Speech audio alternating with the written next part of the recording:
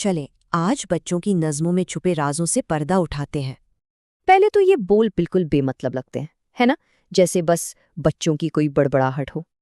लेकिन क्या हो अगर इन बेमानी लफ्ज़ों के पीछे कोई गहरा तालीमी मकसद छुपा हो?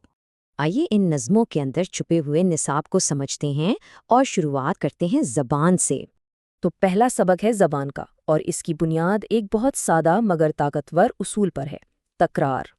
जैसे ओल्ड मैकडॉनल्ड की मशहूर EIEIO, ये सिर्फ खाली जगह भरने के लिए नहीं है।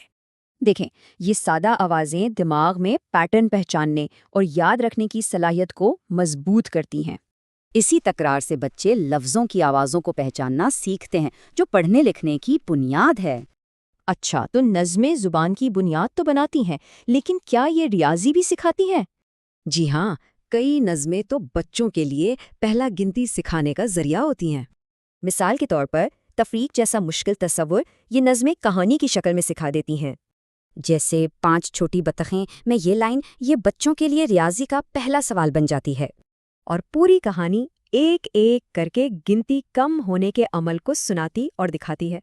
सिर्फ यही नहीं, ये नज़में चीज़ों को तरतीब देना सिखाती हैं, जो रियाजी की अहम बुनियाद है। जैसे चूंटियां मार्च करती हैं नज़्म में, तरतीब का तसव्वुर बिल्कुल वाज़ेह हो जाता है। चलें अब ज़ुबान और हिसाब से आगे बढ़कर समाजी और जज्बाती असबाक को देखते हैं।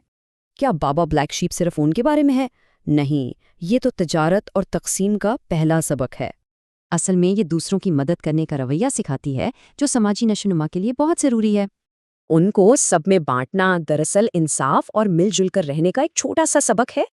और ये नज़में सिर्फ अच्छी बातें ही नहीं, बल्कि अमल के नताइज के बारे में भी सिखाती हैं। हम्टी डम्टी की कहानी एक तल्ख हकीकत सिखाती है कि कुछ चीज़ें टूट जाएं तो जोड़ नहीं सकती। तो फिर इन सब बातों को मिलाकर देखें तो ये पोशीदा नसाब हमें क्या सिखाता है? ये गाने ज़ुबान, रियाजी और समाजी महारतों को निखारने का एक मुकम्मल पैकेज है। ये सिर्फ सादा धुनें नहीं, बल्कि तालीम देने की एक बहुत पुरानी और मौसर टेक्नोलॉजी हैं।